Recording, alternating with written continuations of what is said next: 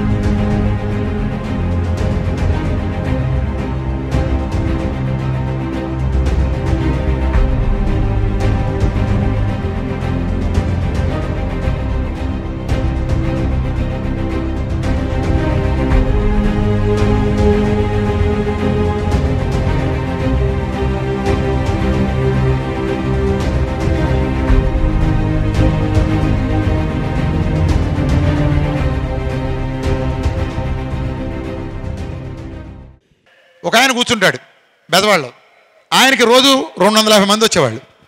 ఇప్పుడు 40 మంది 30 మంది రాట్లా రోజు పొద్దున్నే అంతమంది ఉండేవాళ్ళు. ఇక కూర్చుని ఏం చేస్తాడు? వచ్చిన వాళ్ళందరికీ, నువ్వు వాడుతున్నావా, ఆయన వాడుతున్నావా, ఏం జరుగుతుందో తెలుసా నీకు, క్యాన్సర్ వచ్చేస్తుంది అంటాడు.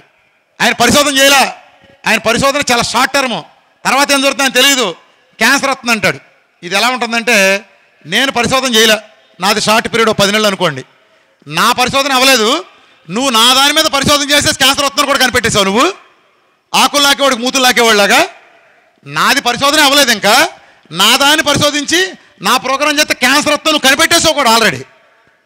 అది చెప్పడం చూడండి, చెవిలో పూలు పెట్టుకునే వాళ్ళకి క్యాన్సర్ ఎలా వస్తుందో ఇంతవరకు ఎవరికి తెలియదండి.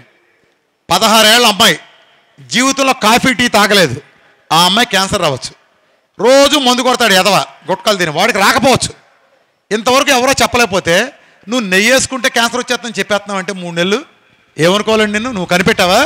నువ్వు తెలుసా నీకు ఆ విషయం? అయితే నోబెల్ బహుమతి అప్లై చేయి. నోబెల్ బహుమతికి అప్లై చేస్తే నెయ్యి వేసుకుంటే క్యాన్సర్ వస్తుంది, వాల్నట్లు తింటే క్యాన్సర్ వస్తుంది అప్లై చేస్తే నీకు నోబెల్ బహుమతి ఇస్తారు ఈ సంవత్సరం. ఎందుకంటే క్యాన్సర్ ఎలా వస్తుందో తెలియక చచ్చిపోతున్నారు ప్రపంచంలో సైంటిస్టులంతా. సో ఎలాంటి వాళ్ళని పక్కన పెట్టండి.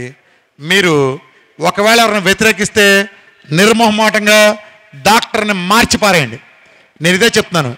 ఎందుకంటే ఇవాళ మానవాళికి దొరక్క ఒక మహత్తర అవకాశం దొరికింది. మన తెలుగాళ్ళం ఈ బాధలన్నింటి విముక్తి కావడానికి ఇప్పుడు ప్రభుత్వాలు పథకాలు ఇస్తున్నాయండి. పథకాలు 1000 రూపాయలు ఇస్తున్న పింఛన్ చాలా గొప్ప అని చెప్తారు 2 రాష్ట్రాల్లో. అంటే నేను రాజకీయాలు మాట్లాడట్ల, మామూలు చెప్తున్నా. ఎస్ గొప్ప, కానీ ఇప్పుడు లెక్కేయండి. ఒక కుటుంబంలో భార్యాభర్త, ఇక్కడ కూర్చున్న వాళ్ళందరూ చూడండి, మీరు భార్యాభర్తలు ఉన్నారు మీ కుటుంబంలో, మీ పిల్లలు మినహాయించిన వాళ్ళ రోగాలు ఉండవు, మీ అత్తామామ, మీ అమ్మా నాన్న, లేదా మీ అమ్మమ్మ, లేకపోతే మీ ఆయన వాళ్ళ అమ్మమ్మో, మీ ఆయన వాళ్ళ ఆయనమ్మో, తాతలు లెక్కేసుకోండి. ఒక 10 మంది మీ కుటుంబం ఉంటారు కదా. ఈ కుటుంబంలో మందులకి మీరు ఎంత వాడుతున్నారు చెప్పండి? షుగర్లకి, బీపీలకి మీరు ఎంత వాడుతున్నారు? నెలకు 3,000 నుంచి 30,000 రూపాయల దాకా వాడుతున్నారండి. ప్రతి కుటుంబంలో షుగర్కి, బీపీకి మందులు వాడని కుటుంబం లేదు. మా కుటుంబంలో వాడలేదని చెప్పేవాళ్ళు లేండి. ఛాలెంజ్ చేసి చెప్తాను. అత్తగారి తరపునో, మామగారి తరపునో, ఇటో అటో వీళ్ళ కుటుంబం. అసలు చిన్న చిన్న వాళ్ళకి రోగాలు వస్తాయంటే ఇన్ని మందులు డబ్బులు ఎందుకు ఇవ్వాలండి వాళ్ళకి? మందులు ఎందుకండి? ఈ మందులంతా మిగిలితే మన తిరిగి ఆరోగ్యాన్ని కూడా ఇస్తే అది ఎంత అద్భుతం చెప్పండి. ఇలాంటి అవకాశం ప్రజలకి రాకరాక వస్తే దీన్ని చెడగొట్టుకున్నామంటే దీనికంటే మూర్ఖత్వం ఉండదు. దీన్ని ప్రపంచమంతరికి అందించి రుణం మనం తీర్చుకోవాల్సిన అవసరం ఉంది. ఇదంతా ఎవరి కోసం అంటే మన పిల్లల కోసం. మన జాతిని ఎలాగో వీళ్ళు తుడిచేశారు, నాశనం చేశారు. లేని జబ్బులతో, దిక్కుమాల మందులతో, అసంబద్ధమైన కేవలం బిజినెస్ పాయింట్ ఆఫ్ వ్యూలో వాడి సంపద పెరగడం కోసం మన కళ్ళు పోగొట్టు మన నాశనం చేసి మన పిల్లలకు కూడా అదే భవిష్యత్తు ఇద్దామండి. మన పిల్లల్ని ప్రేమించి ఇంత చేసేవాళ్ళం. వాడు మనం 40 ఏళ్ళకి ట్యాబ్లెట్ వేసుకుంటే షుగర్ది, వాడు 30 ఏళ్ళకి వేసుకుంటాడు రేపొద్దున. ఎందుకంటే మనం 20 ఏళ్ళ వయసులోనూ 25 ఏళ్ళ వయసులో కాలేజీకి వెళ్ళి బ్రహ్మాండంగా ఉన్నాం. మన కొడుకు కూతురు అప్పుడే 90 కిలోలు 100 కిలోలు ఉన్నారు. వీళ్ళకి ఊరినే వస్తాయి రోగాలు. వాళ్ళు వేసుకుని ట్యాబ్లెట్లు మింగుతుంటే మనం చూసి సంతోషపడదామా? లేని జబ్బులకి. కాబట్టి మన పిల్లల భవిష్యత్తు దృష్టిలో పెట్టుకుని అందరూ కూడా విజ్ఞప్తి వ్యవహరించండి. ఏదన్నా పొరపాటు ఉండుంటే ఒక్క కేసు అన్న ఉండేది. ఒక్క కేసు కూడా రాలేదంటే ప్రజల నుంచి నిజానికి ఉండే శక్తి అర్థం చేసుకోండి. నేను ఇన్ని ఛాలెంజ్లు చేసి సమరసింహారెడ్డి సినిమాలు ఇన్ని చూపించా, ఒక్కళ్ళు వచ్చారా ముందుకి? డయాబెటిక్ వాళ్ళు నేను ఏమన్నాను, 1000 మంది నాకు ఇవ్వండి టైప్ 2, ఒక్కడ తగ్గించకపోయి నేను జైలుకి వెళ్తా ఛాలెంజ్. రెండో ఛాలెంజ్, 1000 మందిని మీరు తీసుకోండి డయాబెటిక్ డాక్టర్లు, మీరు 1000 మందిలో ఒక్కడ తగ్గించండి. ప్రపంచం మొత్తం అంతా కలిపి 1000 మందిని తీసుకుని 1000లో ఒక్కడ తగ్గించడం, మళ్ళీ నేను జైలుకి వెళ్తా ఛాలెంజ్ అన్న. నేను వెళ్తానంటాం, నా నమ్మకం, నేను పాస్ అవుతాను రా, క్లాస్ ఫస్ట్ తెచ్చుకుంటానంటాం. నువ్వు తప్పుతావని చెప్పానంటే నీ మీద నాకు ఎంత నమ్మకం ఉంటే చెప్తాను చెప్పండి అన్నమాట. నాకు ఎంత కాన్ఫిడెన్స్ ఉంటే నేను ఆ మాట చెప్తాను. వాళ్ళైనా అదేంటండి రామకృష్ణ తను చేస్తే చేసుకోమనండి, తనకు తగ్గచ్చు, మా తగ్గదంటాడేంటి, మా తగ్గదంటాడేంటి, మేము తగ్గి చూపిస్తాం, నోరు మూయిస్తాం అన్నారండి ఎవరన్నా? ఒక్కళ్ళు అన్నారా? అసలు చర్చకు వచ్చారా? ఎందుకుని? నిజం, నిజానికి ఉండే శక్తి అది, నిజానికి ఉండే శక్తి. నేను సామాన్యుడిని, డాక్టర్లతో పోల్చే స్థాయి నాది కాదు. వాళ్ళు వైద్య విజ్ఞానంలో శిఖరాలు కావచ్చు, శిఖరాలు, నేను ఇసుకరేణువుని. కానీ ఈ సబ్జెక్ట్ వేరు. ఇది ఒక అమ్మమ్మ నాయనమ్మలాగా మన వైద్యం, మన భారతదేశం వైద్య రంగానికి పుట్టిల్లు. చరకుడు రోజుల్లోనే, సంహితుడు రోజుల్లోనే మనం శాస్త్రాన్ని అందించాం, సున్నాన్ని ప్రపంచానికి ఇచ్చాం. మనం చాలా చేసాం. మన ఎవడో తీసి పారేసుకుని ఎవడో ఇంగ్లీష్ అడగని పెట్టే ముందరికి వెళ్ళవసరం లేదు. మన ఆయుర్వేదంలో ఎన్నో పరిష్కారాలు చేసాం. కానీ ఆయన ఎందుకు రాకుండా పోయినంటే, వ్యక్తి స్వార్థంతో ఒక ఫార్ములా ఉంటే ఆ కుటుంబం దగ్గర సమాధి అయిపోయినాయి. ఒక కామెర్లకు మందు లాంటి, క్యాన్సర్లకు మందు లాంటి ఒక కుటుంబం దగ్గర ఉండే వాడు కొడుకు తప్పితే చెప్పేవాడు కాదు. వాడి కొడుకు ఇంట్రెస్ట్ లేకపోవటము, ఆ తాళపత్ర కింద పోయేటప్పటికి సంపద అక్కడ, జాతి చెందాల్సిన సంపద అక్కడే పోయింది, అదే చచ్చిపోయింది. అలాంటి వాటి మూలని వాళ్ళు ఇంగ్లీష్ మందులు రాజ్యం వచ్చినాయి. ఇప్పుడు నేను అందుకే ఈ విజ్ఞానాన్ని మీ అందరికీ పంచుతున్నాను. ఇక్కడ నాలెడ్జ్ నేర్చుకోవాలి. ఈ ప్రోగ్రాం చేశారు, ఇవాళ మీ ప్రోగ్రాం అంతా చెప్పారు. ఇది మాత్రమే కాకుండా నా ఫుల్ మీటింగ్ వీడియోలు మీరు యూట్యూబ్లో చూడండి. నా ఇంటర్వ్యూస్ కానీ చాలా సబ్జెక్ట్ ఉంది. ఇదే కాకుండా రేపటి నుంచి మన పిల్లలకి అందరికీ చెప్పాల్సిందే. మీకు ఇవాళ ఏముందండి, 30 కిలోలు 40 కిలోలు తగ్గాలి, సింపుల్. మంచినీళ్ళు తగినంత పని అంతే, దర్శాలు. జబ్బులు పోవాలి, సింపుల్. మీరే డాక్టర్లు, అమ్మ మీరేనమ్మా ఆడాళ్ళు. మీ అత్తగారు షుగర్ వచ్చింది, మీరే తగ్గించేయండి. మీ మామగారికి బీపీ 40 ఏళ్ళ నుంచి ట్యాబ్లెట్లు తీసిపారేయండి, 2 నెలలు 3 నెలలు వాడిచ్చి. మొత్తం మీ చేతిలోనే ఉంది.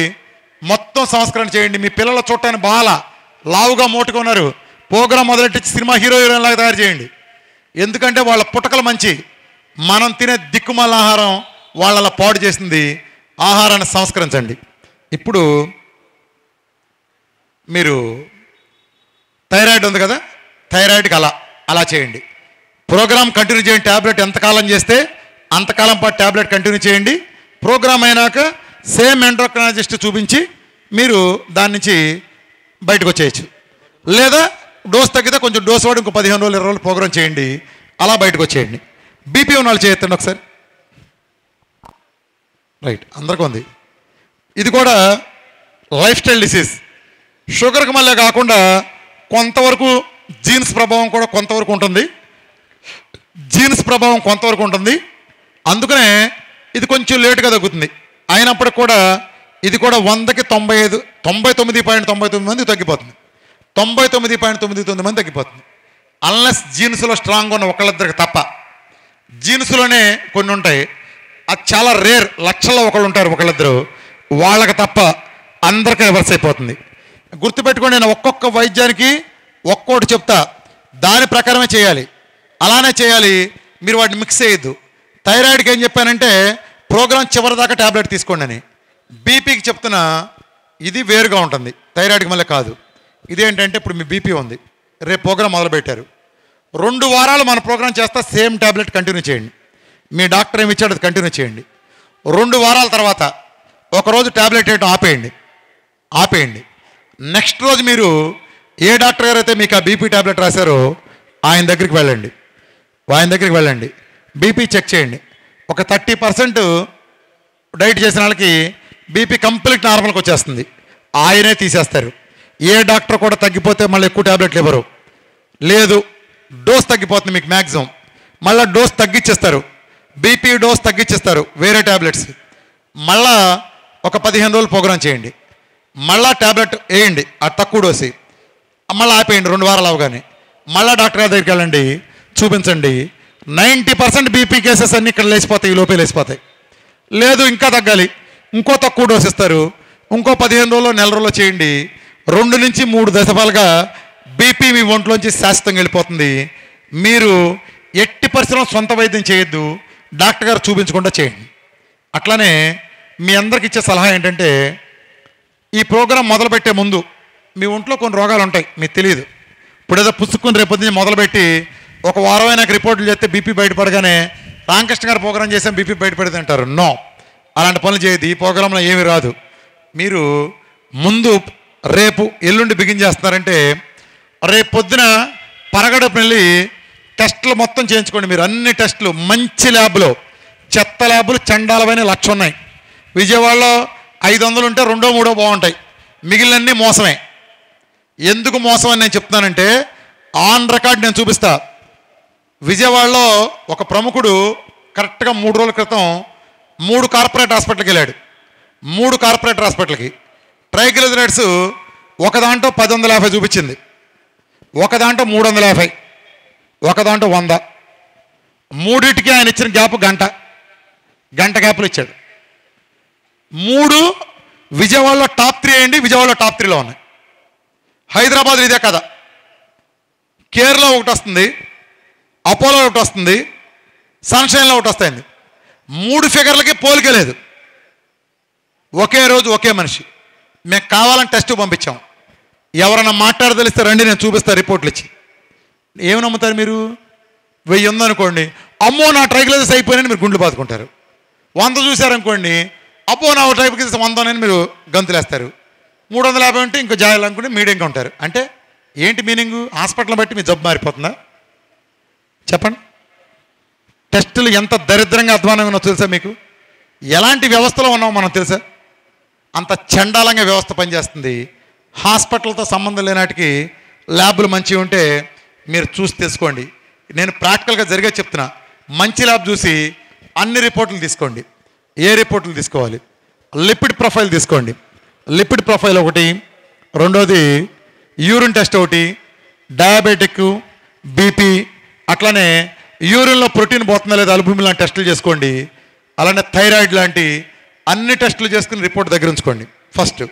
దాని తర్వాత మనం పీరియాడికల్ రిపోర్ట్స్ తీసుకుంటాం. నెక్స్ట్ బీపీకి అయిపోయింది కదా. మీలో యూరిక్ యాసిడ్ ప్రాబ్లం ఉన్నాళ్ళు చేయొద్దు ఒకసారి.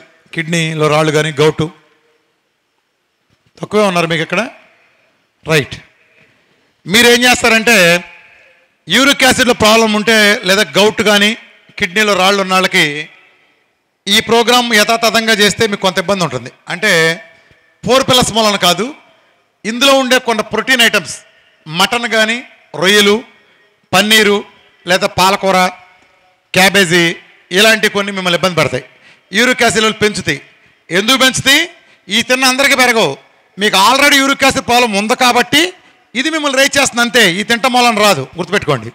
మీరు యూరిక్ యాసిడ్ లెవెల్ కన్నా పెరిగితే నేను ఇందా చెప్పిన మటన్, రొయ్యలు లాంటి, పన్నీర్ లాంటి అవాయిడ్ చేసి ఇంకా పెరిగింది అనుకుంటే దాన్ని కంట్రోల్ చేయడానికి ట్యాబ్లెట్ ఇస్తారు. 40 mg 80 mg ట్యాబ్లెట్స్ ఇస్తారు. అది వాడతా ఈ ప్రోగ్రామ్ యథాతథంగా కంటిన్యూ చేసుకోండి, నో ప్రాబ్లం. యూరిక్ యాసిడ్ కనిపించిన వాళ్ళు. అలానే కిడ్నీలో ప్రాబ్లం ఉన్నవాళ్ళు ఏం చేస్తారంటే, కిడ్నీలో ప్రాబ్లం ఉన్న వాళ్ళు కూడా నిరభ్యంతరంగా చేయించండి. దీని మూలం కిడ్నీలు పోవు. మీరు ఒక పాయింట్ గుర్తుపెట్టుకోండి.